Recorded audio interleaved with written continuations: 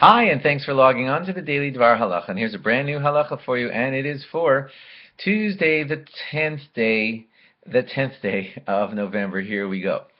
We had told you that you're not supposed to bake dairy bread, and you're also not supposed to bake fleishik bread because there's the fear that it's going to end up being eaten with the wrong thing. If you had a dairy bread and forgot that it's dairy and ended up making a salami sandwich out of it, that's a big problem. So you're not supposed to create dairy bread or fleishik bread. But there are exceptions, and today we're going to finish off and tell you the last of the exceptions to that rule.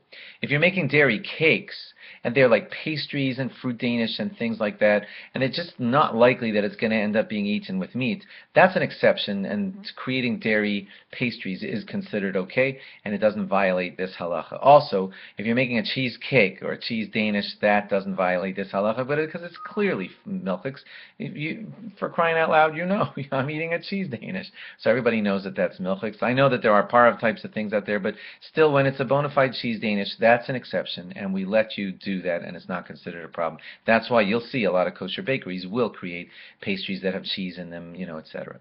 If a person wants to bake a meat pot pie, that too is an exception. You don't have to worry about the fact that it's a pie and it's a baked item and it might get eaten with milchiks because it's a meat pot pie. And people are going to know not to have that with a glass of milk. That's considered fine also. But if you were going to make a meat pastry that's not visibly fleishiks, it just has some gravy in it, and people are not going to know that it's a fleishik meat pastry. That's a problem, and you're not supposed to create those. If a person wants to make a dairy loaf of bread specifically for the size of the Shavuos dairy meal, and it's going to be eaten with the Shavuos dairy meal, and no mix-up should happen, then that's an exception, and you're allowed to do that. If you want to make a meat bread, fleishik bread, and you're certain that it's going to be eaten with a meat meal, and it's the size that it will be consumed, and there'll be none of it left at the end of the meat meal that you prepared it for, that's an exception too, where we would let you do that to create a meat fleishik bread.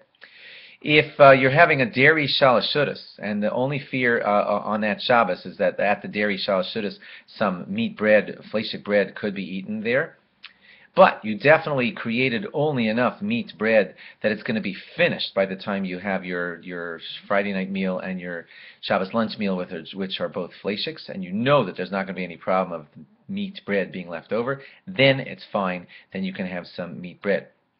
And you can make it and not worry about anything.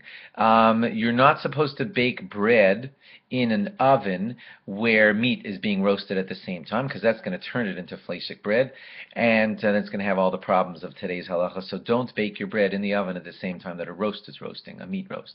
And for those of you ladies that like to warm your challahs for Friday night by leaving them on the top of the oven or something, that's allowed, but you just have to be very careful that no fleishikness is happening by them being in contact with some gravy of meat or stuff like that. Just watch out for that. And those are your exceptions, and otherwise, generally don't create dairy breads or fleishik breads except for these exceptions. Thanks for logging on, and log on again tomorrow for more. Bye-bye.